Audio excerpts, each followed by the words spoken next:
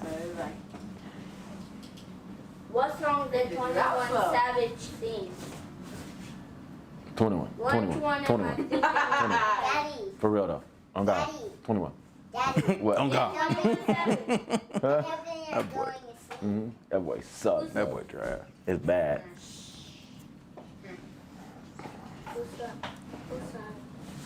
Sabbath peace. Sabbath peace. It's another opportunity to hear and learn of the word of what? How you know that's what it is? he's in here every Friday. The word of truth that's given to us by the Most High God. All honor goes to the Father through the Son, whose name is Yahushua. In him lies the only hope for salvation. We know that it is obtained by grace through faith, not of works, lest anyone should boast, and given freely as a gift to all who obey him. We understand that if you do not obey him, it is made manifest or made obvious that you do not believe. In this state, you should expect no good thing from the Most High. However, anything that you do get, whether it be a gift of tongues, a gift of prophecy, or any supernatural experience that you may have, it can and it will be used against you in the day of judgment. With that said, peace to the saints that are in the room, to the saints that couldn't make it, but no peace to the wicked. The only thing we say to them is repent that they might live. That's right, boy. It's the only one I got that make a little bit of sense. All right, let's go to Isaiah chapter 28, verse 9. I was just here, and I'm at. Isaiah chapter 28, verse 9. I need a little massage. Word. My back God, is killing I me. turned the- But you was already there, Isaiah chapter 28. Look how the Lord moved. That's what a Christian would have said. Christian, listen, let me tell you something. A Christian open up the book and it be at any spot that they might want to be at. Oh, God's speaking to you today. You know what I'm talking about? That's how I go. Whole book good, ain't it? You can open up any page, whole book good, gonna have something for you.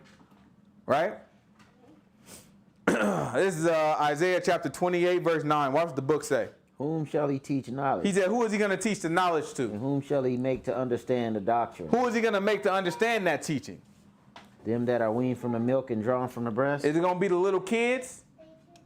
For precept must be upon precept. He said, you got to be able to put precept upon precept. That's a commandment, right? You got to be able to put commandment on top of commandment. You going right to sleep, huh? Mm-hmm. Precept upon precept. Precept upon line, precept, line upon line. Line upon line. Uh-huh. Here a little and there a little. And what? For with stammering lips and another tongue will he speak to this people. He going to speak to the people with stammering lips and another tongue. He going to speak to the people like he got a stutter problem. Right? Or if he speak a different language. Ines te gereso. Right? But what did he say after that? To whom he said, this is the rest, Uh-huh. wherewith ye may cause the weary to rest. And what? And this is the refreshing. But what happened? Yet they would not hear. So the word of the Lord was what? But the word of the Lord was unto them precept upon precept. Uh-huh. Precept upon precept. Uh-huh. Line upon line, line upon line. For what here a reason? little and there a little. That they might go and fall backward and be broken and snared and taken. Right? Whole thing is a setup for us. A snare means trap. Right? So the word is made unto us like a puzzle where we got to put all these different pieces together.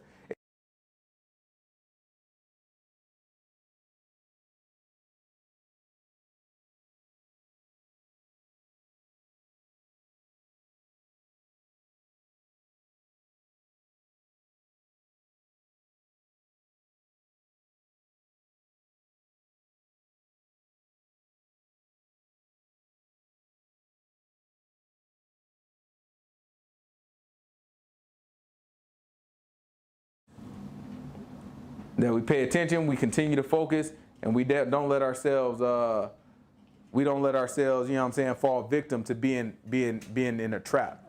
All right? Let's go to Acts. Last chapter of Acts. It might be second to the last chapter of Acts. This is Acts chapter 26. What's Acts go to? 27 or 20? I think it goes to 28, don't it? I don't know. I don't know if it ended 26 or if it ended 28. I feel like it ended on an even number, though. 28. Yeah, 28. Okay. So it's second to the last. E or A? Acts. So A-C-T. Yeah, with an S at the end. You want chapter 28? Chapter 26. Acts chapter 26, verse 29. I need some water. Who want to run downstairs and give me some water? I need a big cup. Nah. I need one of the older kids that got a little bit of coordination. Please. You're clumsy. Find any darn reason, right? And Paul said, I wish to God that not only you, but also all that hear me this day were both almost and altogether such as I am. Right? What verse is that? Except these bonds. 29. 29, keep going. And when he had thus spoken, the king rose up, and the governor, and Bernice, and they that sat with them. And when they were gone aside, they talked between themselves, saying, This man does nothing worthy of death or of bonds. Grab Acts chapter 23, verse 10, real quick. This is Acts chapter 23, verse 10.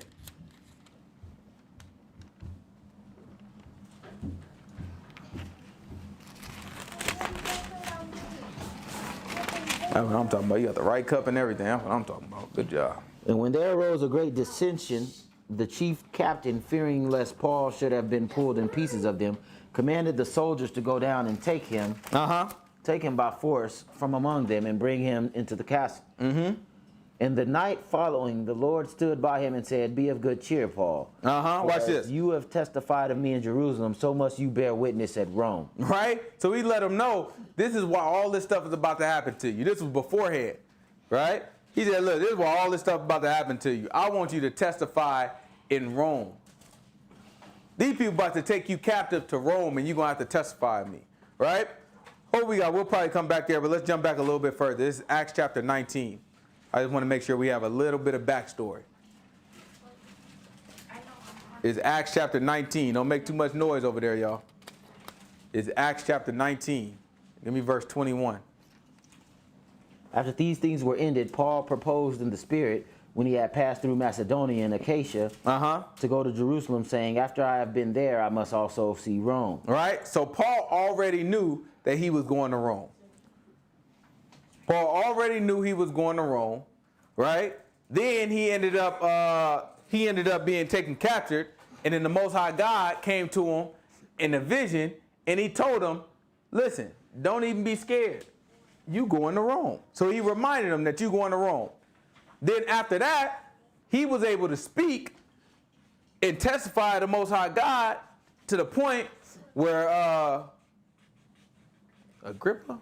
It was Agrippa, right? Or Felix? Agrippa. It was Agrippa said, you know what? I can't see him. We got to send him up. No, Felix said we'll send him up. And I think What did we just read? That was Agrippa, right? That was Agrippa, yeah. Yeah. Agrippa saying, you know what I'm saying? I don't find no, he ain't do nothing wrong. Somebody else got to see him. Right? So it's setting on the process for him to end up in Rome. Right? We're going to keep going. This is Romans chapter 5. Romans chapter 5, verse 11. It's Romans chapter 5, verse 11. Watch what the book say.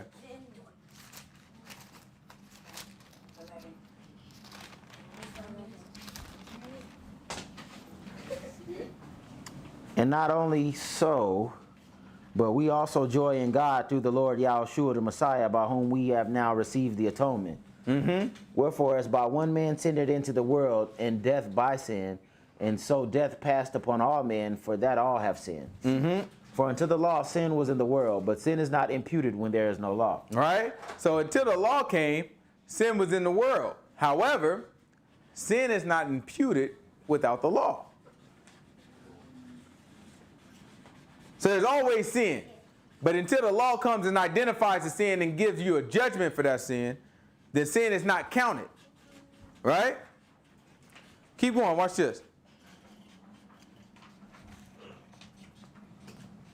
Nevertheless, death reigned from Adam to Moses, even over them that had not sinned after the multitude of Adam's transgression, who is the figure of him that was to come. So now what he's telling you is, even though the law had not come, death still reigned, because a commandment was given to Adam in Genesis. So an instruction, that's all law means when we look at it in the book, an instruction was given to Adam. And the people didn't follow those instructions. Right? So death reigned. Then you have Moses come along. He gives us the law, right? A more defined law to the people of Israel. But the rest of the world only has a standard that they've created, right? So that's why Paul has to go to Rome and he has to testify, right? He has to testify in Rome of all the people, which is going to end up spreading the word out to everybody, right? Let's keep going. Grab Genesis chapter 26 right now. Let's talk a little bit about law. It's Genesis chapter 26, verse 4.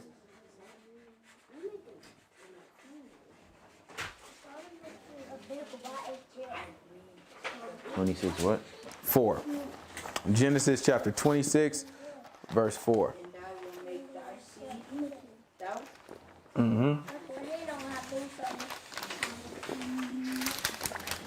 26:4. Yeah. chapter 26, verse 4. And I will make thy seed to multiply as the stars of heaven, and will give unto thy seed all these countries. And in thy seed shall all the nations of the earth be blessed. Because Adam obeyed my voice and kept my charge, my commandments, my statutes, and my laws. Abraham, sorry. Because Abraham did what now? Obeyed my voice and kept my charge, my commandments, my statutes, and my laws. Right? So we see the law, as in the instruction of the Most High God, was already present even before Moses. That's why death could reign, because sin could be imputed if we don't obey the instruction that came through the Most High God, and that's being referred to here that Abraham kept. Right? Let's go to let's keep moving. Let's go to Matthew chapter 19. We're gonna try to cover a lot of ground in a little time. It's Matthew chapter 19. Matthew chapter 19. Give me verse 3. Just gonna take a couple small bites here. Matthew chapter 19, verse 3. What you got? With, you know how we're going in between, like, the different books? Mm-hmm. What are you trying to cover? So what you have to do, that's what we talked about at the very beginning. The book said we have to put precept upon what? And then precept upon what? Line upon line? And line upon line. And then what's the last part? Here we go there. So that's what we're doing. We're taking little pieces, right? We're taking little commandments and this command. We're taking this line, and together, when you pull it all together, it's like putting together a puzzle, right? And then you get a picture from it, right? You know, you put together a puzzle and maybe it's like a picture of a tiger inside of a forest or something crazy like that, right? You got all the pieces scattered, and maybe you could tell, like, I don't know what this is actually going to be, but I see like a tiger foot, maybe a little cat foot right there. You don't know what it is at first. Maybe a little, I don't know, we put together maybe a cat foot. I see a flower there. What are we doing? Maybe this is a garden. But you start putting it together and like, oh no, this is the jungle. And that ain't a cat, that's a tiger. You know what I'm talking about? You put it together. That's what we're trying to do right now. A lot of times we look at the Bible and we don't know what we're looking at. People just taking guesses. Oh, I'm dealing with a cat foot. You ain't dealing with a cat foot. You're dealing with the Most High God. Right? But you don't really know until you put that whole picture together. So sometimes you got to take these little pieces. And as you put the puzzle together, if you've never put that puzzle together before, you might not know what you're putting together yet. Right? But once it all starts coming together, you get a whole picture. And if you pay attention to what we're doing right now and connect the pieces in your brain and you do it with faith, it'll bring you a whole picture. And that's why we do that. All right? Good question. This is Matthew chapter 19. Give me verse 3. The Pharisees also came unto him, tempting him, and saying unto him, Is it lawful for a man to put away his wife for every cause? Uh-huh. And he answered and said unto them, Have you not read that he which made them at the beginning made them male and female? Mm-hmm. And said, For this cause shall a man leave father and mother, and shall cleave to his wife. Mm-hmm. And they twain shall be one flesh. Mm-hmm. Wherefore they are no more two, but one flesh. Mm-hmm. What therefore God has joined together, let not man put asunder. Keep going. They say unto him, Why did Moses then command to give a writing of divorcement and put her away? Mm-hmm. And he said unto them, Moses, because of the hardness of your hearts, suffered you to put away your wives. Moses, because of what? The hardness of your hearts. In other words, Moses knew the people were disobedient. Moses knew the people couldn't handle the commandment. So because of the hardness of the heart, so although the law reigned from the instruction was available from Adam to Moses, and death reigned, right? Because Romans told us that without the law, sin couldn't be imputed, right? And we know that all people was under the law. So now the law is what makes it justifiable for us to die. So then Adam, first man, was told, don't eat of that tree, and he eats of that tree, it's justifiable for him to die, right? And then later we're told, don't spill blood of a man, right? Don't bear false witness, right? We take all these things, okay, people do it anyway, it's justifiable for them to die, right? Abraham kept all those instructions, and then you end up with Moses. Now, Moses still, even after having the perfect instruction from God, Moses still said, I know they can't do it. So he said, for the hardness of their heart, Moses put that in there by way of the Most High God. Right? Keep going. Watch this. Moses, because of the hardness of your heart, suffered you to put away your wives. But from the beginning it was not so. He said from the beginning it wasn't like that. And I say unto you, whosoever shall put away his wife, except it be for fornication, and shall marry another, commits adultery. And whosoever marries her which is put away does commit adultery. So it said only for fornication you could put your woman away. In other words, when you're talking about fornication, that means you thought you were getting a virgin, right? And she was doing a little something before you got to her, right? And he said for that cause you can put her away, right? That ain't the situation. If that ain't what you was expecting to get anyway, then you know what I'm saying? Then that's a different story, right? You're dealing with something totally different. Go to Proverbs chapter 5 real quick. It's Proverbs chapter 5. I'm going to try to shoot through this. Proverbs chapter 5, give me verse 15.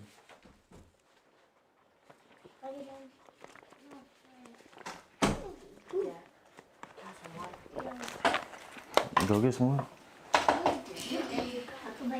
What is my darn water? I can't get any more cups because they left all their cups out. Proverbs what? 15.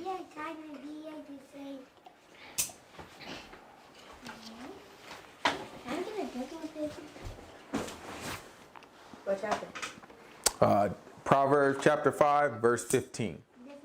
Drink waters out of thine own cistern, and running waters out of thine own well. That's right. Let your fountains be dispersed. Let your fountains be dispersed abroad, and rivers of water in the streets. Let them be only thine own, and not strangers with thee. That's right. Let thy fountain be blessed, and rejoice with the wife of your youth. The what? Wife of your youth. What is the wife of your youth? Your first wife. That's your first wife. That's the book is trying to tell you, the blessing comes in your first wife. Because in the beginning, that's how it was. Right? And that's what Yahushua demands. He said the only reason Moses put it in there for the hardness of your heart. He said, but from the beginning, that's how it was. Whatever the wife of your youth is, that's who you honor and that's who you go with. You only get one wife. Right? That's book. You know what I'm saying? Don't be messing with nobody else's fountain. That they fountain. You mess with your own fountain. And you keep it, make sure it's your own fountain, and make sure you keep that fountain. Right? This is Malachi chapter 2. It's Malachi. Give me chapter 2. Malachi chapter 2, verse 14.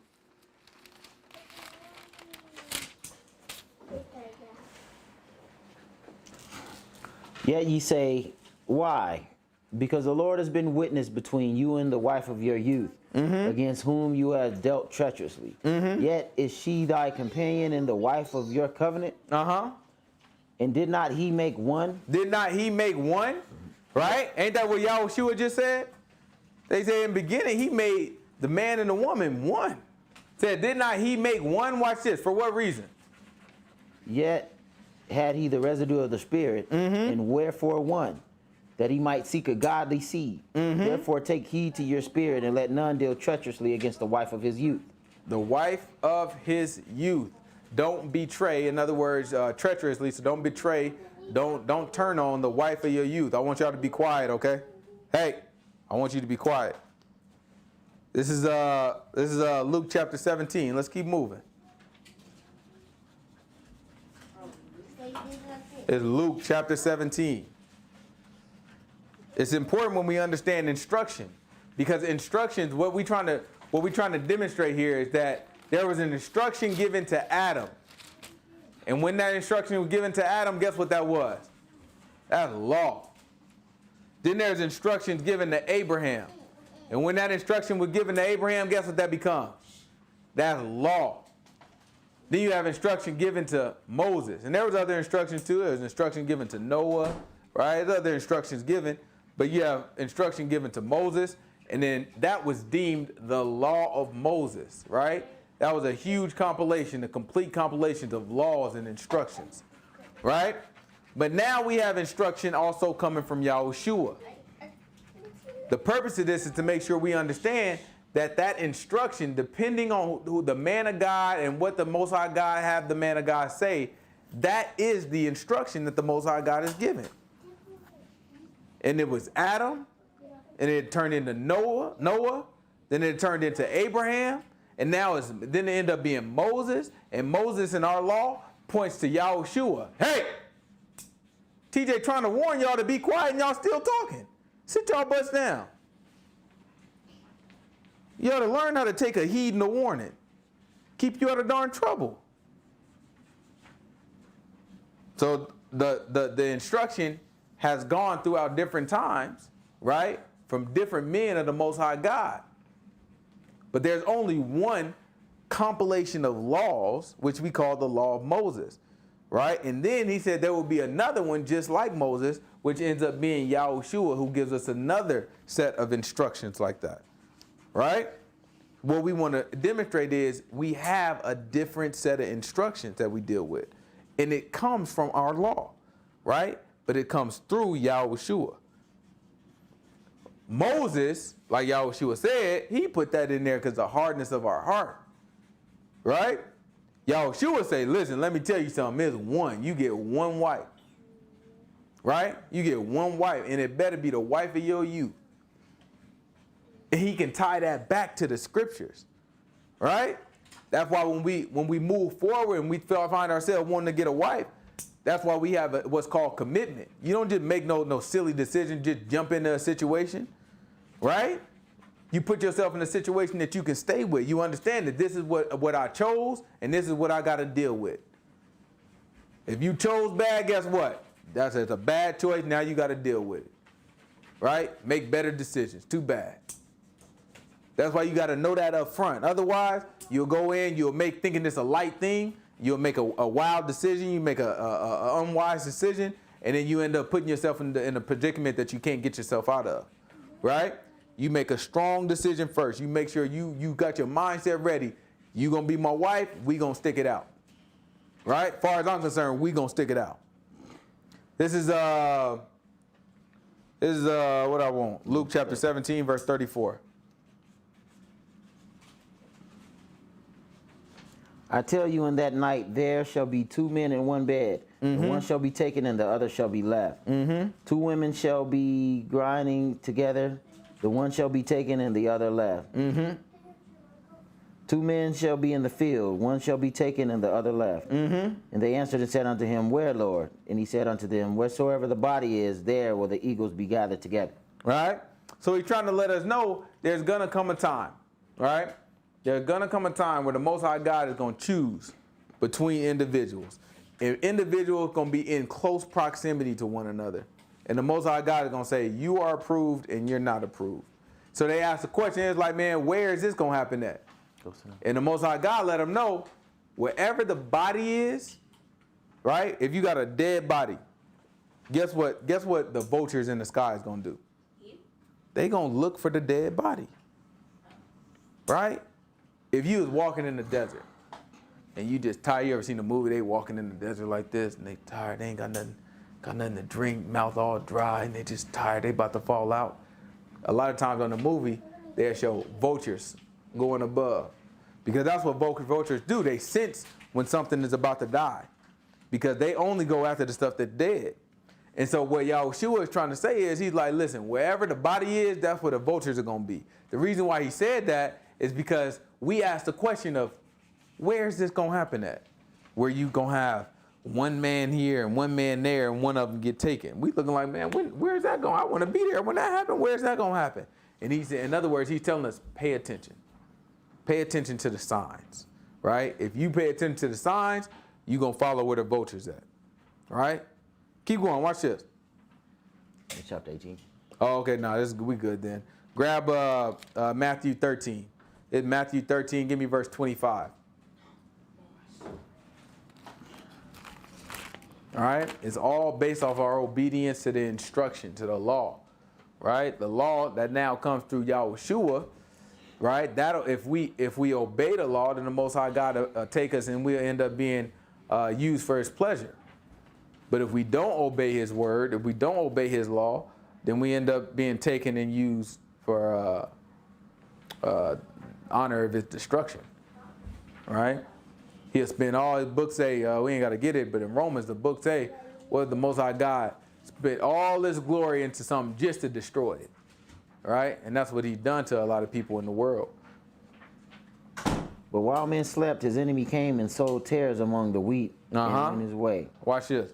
This is Matthew chapter 13, starting at verse 25. He said, he sowed while the man was sleeping, somebody came along and sowed a whole bunch of tares amongst the wheat. So we trying to grow wheat around here. Then somebody came and sowed some tares. And it just so happens that tares and wheat look exactly the same, right? Until they're fully grown. Watch this. But when the blade was sprung up and brought forth fruit, then appeared the tares also. Mm-hmm. So the servants of the householder came and said unto him, Sir, did not thou sow good seed in your field? Mm-hmm. From where then has it tares? Mm-hmm. And he said unto them, An enemy has done this. Mm-hmm. The servant said unto him, Wilt thou then that we go and gather them up? But he said, No, lest while you gather up the tares, you root up also the wheat with them. Mm-hmm. Let both grow together until the harvest. And in the time of harvest, I will say to the reapers, Gather ye together the first the tares, and bind them in the bundles and burn them. But gather the wheat into my barn. So you see what get taken first is the tares, which will be burned up. So that's the sinners. The tares represent the sinners.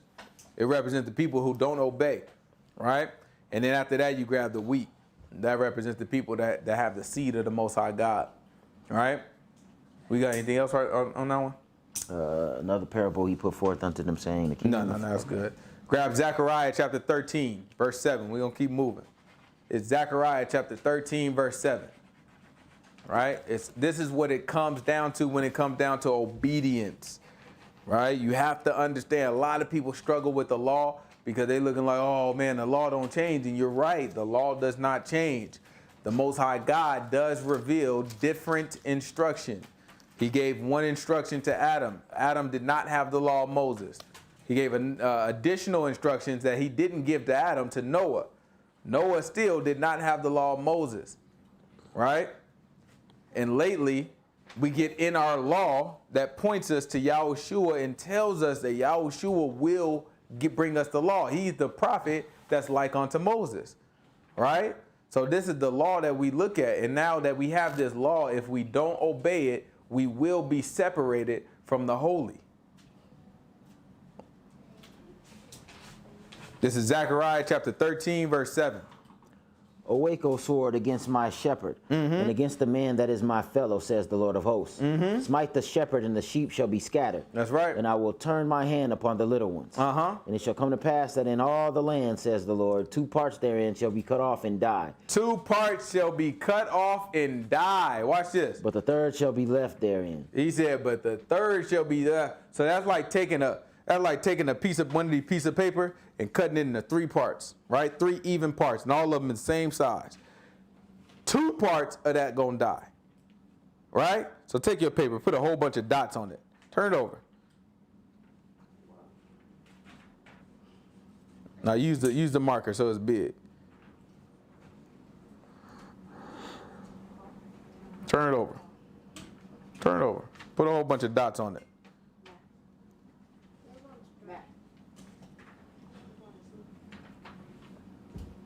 Go ahead and put some dots on there. Go ahead and put some dots. He putting dots all over his paper. Keep going. Put a whole bunch of dots on it. He put a whole bunch of dots all over his paper. Imagine those dots, just the paper just being full of dots, right? And imagine all those dots being people. Then you cut the paper into 3 even pieces, right? All of them even. So the same amount of dots on all of them, right? He's saying you take 2 of those pieces, you got 3, you take 2 of those pieces, and 2 of them, they die. The last piece is the ones that make it. And that's how you have to look at it, right? The Most High God is going to take a number of people. We look at where we walk around, and a lot of people think everybody going to heaven. Everybody loved by God. Everybody's doing God's will. Everybody's saved, right? But in reality, that's not the case. Good job. I appreciate you. Right? In reality, that's not the case. In reality, good job. In reality, we're going to end up putting ourselves in the position that we're going to see 2/3 of the people, right? You got 3 pieces. 2 of those 3 pieces, they're going to end up going to hell. Okay? This is where we at? Give me Romans 4. Romans chapter 4, verse 14. Watch what the book say. Moving, covering some ground.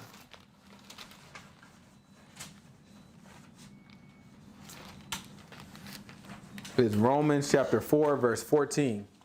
For if they which are of the law be heirs, faith is made void, and the promise made of none effect.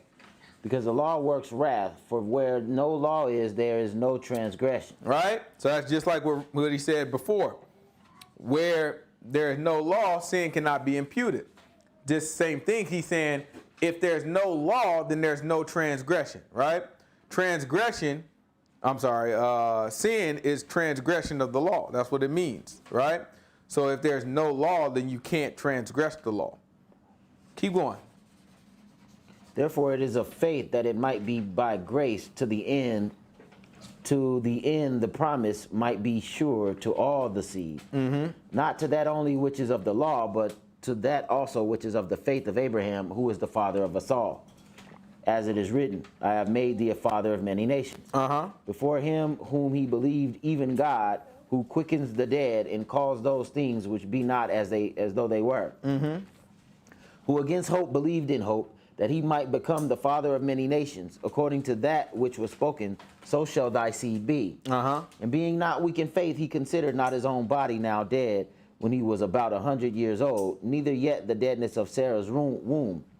He staggered not at the promise of God through unbelief, but was strong in faith, giving glory to God. And watch this. This is Genesis chapter 21.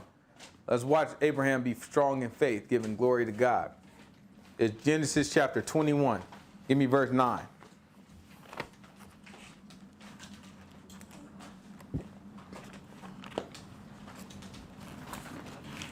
Very important that we understand and we appreciate the way that the Most High God works. He sends, even in our days of our kings, he would send multiple prophets. And did all the prophets have the same message? No. All their messages lined up. All their messages was according to the word of the Most High God, but they never told the exact same story. They all had a different message with a different purpose. But when coming together, when you put those messages together, just like us, when we're trying to put the word together, it creates a larger picture. It creates a more clear picture. In the same way, we've had different instruction that's been revealed at different time periods, right? Right now, our instruction, the instruction that we can hang our hat on, is Yahushua. And if we obey what we see from Yahushua, then we have life waiting for us. However, if we do not obey. All right, let's look at Genesis chapter 21. It's Genesis chapter 21. Give me verse 9. And Sarah saw the son of Hagar, the Egyptian, which she had born unto Abraham, mocking. Now watch this. So remember we read that Most High God said there'd be 2 people, right? There'd be two men. They're in close proximity, and one would be taken and one left. Then we read about the wheat and the tares. You got wheat, and it sowed the seed. The seed was sowed in the ground. It was good seed. Then all of a sudden somebody came and they sowed some tares in there. And tares and wheat look a lot alike until the wheat is fully grown. Then the wheat started looking way different. Then you can make a separation. Then he said once they separated, you go out there and you grab the tares and you pull them up and throw them in the fire, right? So in the same way, look at what happened here, Genesis chapter 21. Genesis chapter 21, verse 9. Wherefore she said unto Abraham, cast out this bondwoman and her son, for the son of this bondwoman shall not be heir with my son, even with Isaac. And the thing was very grievous in Abraham's sight because of his son. And God said unto Abraham, What did God say unto Abraham? let it not be grievous in thy sight because of the lad, and because of thy bondwoman. And all that Sarah has said unto you, hearken unto her voice, for He Isaac said, shall your listen to seed her. be called. He said, listen to your wife. Right? Because that's the wife of his youth. Right? He said, listen to your wife. This was grievous to him. This is something that hurt his feelings. It was his son. Right? Most High God told him, he said, listen to your wife. That was an instruction. Do you think Abraham did it? Of course he did. Right? Because he kept the instruction. He kept the law. Right? That's the true honor to the Most High God. That's something that the Most High God can work with. Right? But we see that there goes the separation. His wife said, I want the bondwoman and her child to be separate from what we have going on here. Right?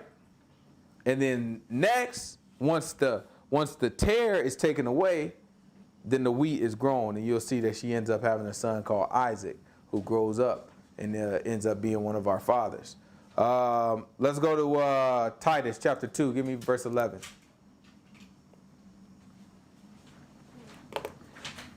This is Titus chapter 2, verse 11. Shh.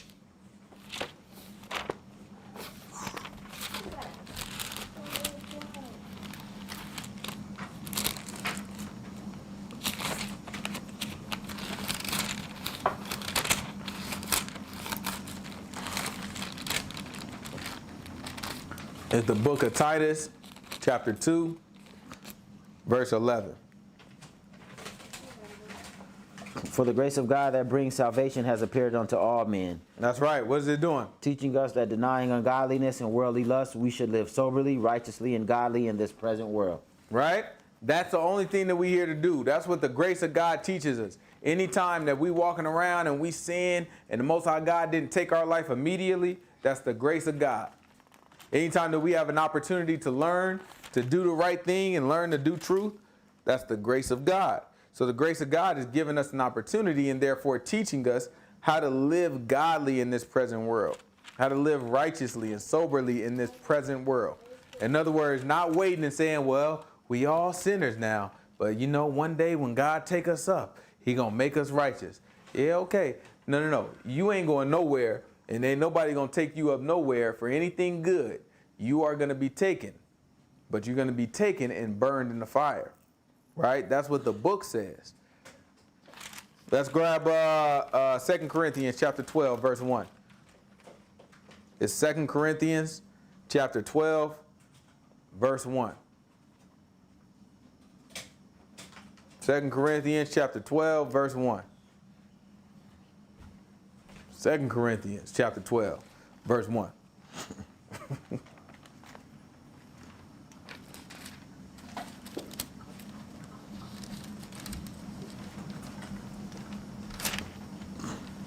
It is not expedient for me doubtless to glory. I will come to visions and revelations of the Lord. Watch I this. knew a man in the Messiah above 14 years ago. Right?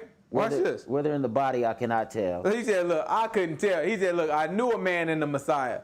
It was about 14 years ago. Now I don't know if this was a physical experience or if I was having a vision or not. That's what he meant with whether in the body, I don't know.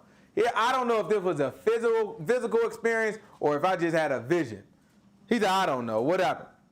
Or whether out of the body I cannot tell. God knows. Such a one caught up to the third heaven. Right?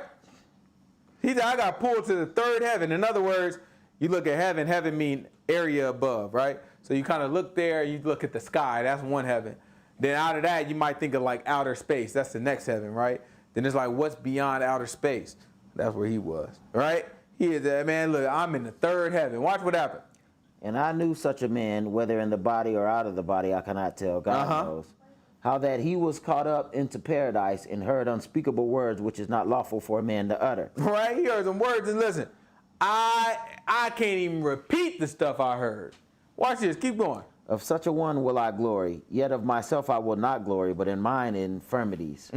For though I would desire to glory, I shall not be a fool, for I will say the truth. But now I forbear, lest any man should think of me above that which he sees me to be, or that he hears of me. In other words, he's saying, listen, I got some stuff that'll knock y'all darn socks off. And y'all be looking at me like I'm something special. But he said, I ain't even going to get into that. Because you'll mess around and think of me above what I am. These men are different that we reading about as apostles. We're not dealing with the regular smuggler. These men are different. They hold themselves to a totally different standard. I don't even want you to see me above what I actually am. And then I know that if I told you everything I know, that's exactly what you're going to do. You're going to mess around and try to bow down and worship me. Watch it. Keep going. Unless I should be exalted above measure through the abundance of the revelations, there was given to me a thorn in the flesh, the messenger of Satan to buffet me, lest I should be exalted above measure.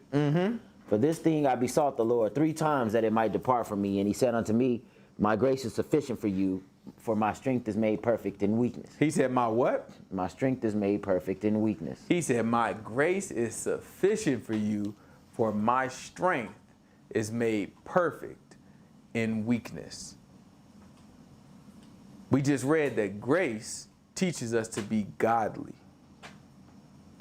Right?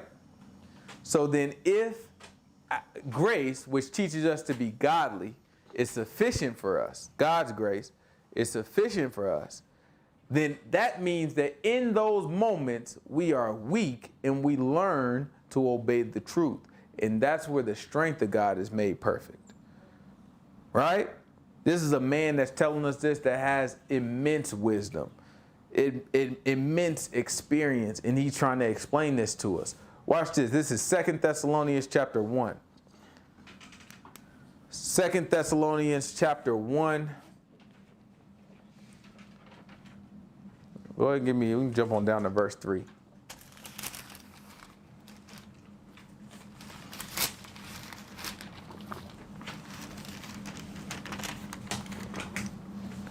We are bound to thank God always for you, brethren, as it is meet, because that your faith grows exceedingly, and the charity of every one of you all towards each other abound. So that we ourselves glory in you in the congregations of God for your patience and faith in your persecutions and tribulations that you endure, which is a manifest token of the righteous judgment of God, that you may be counted worthy of the kingdom of God, which you also suffer. Seeing it is a righteous thing with God to recompense tribulation to them that trouble you. And to you who are troubled, rest with us when the Lord Yahushua shall be revealed from heaven with his mighty angels. Right? So that's the part of it that we're waiting on. So while grace protects us and gives us that opportunity, we learn righteousness in hope and start to have faith. And our hope and faith brings us to see Yahushua in the end. Right?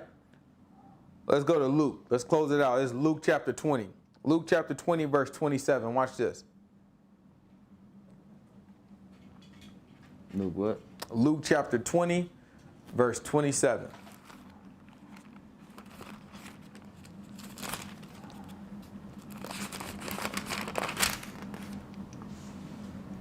Then came to him certain of the Sadducees, which deny that there is any resurrection. Watch and it. they asked him, saying, Master, Moses wrote unto us, if a man's brother die having a wife, and he die without children, that his brother should take his wife and raise up seed unto his brother. Watch this. There were therefore 7 brothers, and the first took a wife and died without children. And the second took her to wife, and he died childless. And the third took her in like manner, the 7 also, and they left no children and died. The last of all, the woman died also.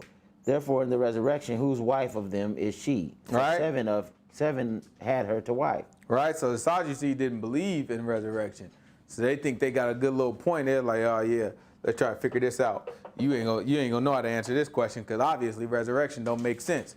Watch what Yahushua say. And Yahushua answering said unto them, the children of this world marry and are given in marriage. But they which shall be accounted worthy to obtain that world and the resurrection from the dead, neither marry nor are given in marriage. Neither can they die anymore, for they are equal unto the angels and are the children of God, being the children of the resurrection. Now that the dead are raised, even Moses showed at the bush when he called the Lord the God of Abraham, the God of Isaac, and the God of Jacob. For he is not the God of the dead, but of the living, for all live unto him. So now we read all of it, but there's only really one part that I wanted to latch on to here. Go back a couple verses. Neither can they die anymore, for they are equal. Keep going before that. The children of this world, Children of this world, they marry and are given in marriage. But they which shall be accounted worthy to obtain that world. What? They that what? Shall be accounted worthy to obtain that world. They that shall be accounted worthy. That is the key. They that shall be accounted worthy. We cannot walk in thinking that God's grace is a ticket, because if that's the case, everyone experiences God's grace at some point, right? Everybody experiences God's grace at some point. So God's grace alone will not save anybody.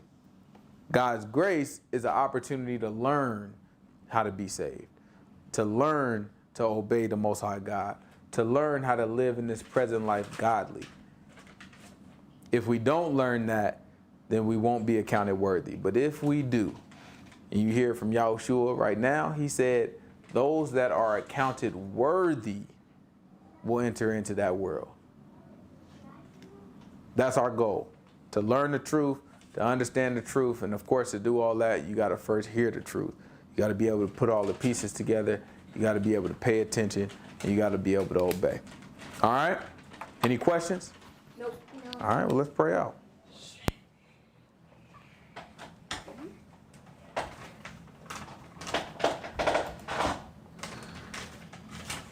The heart told us not to go to sleep.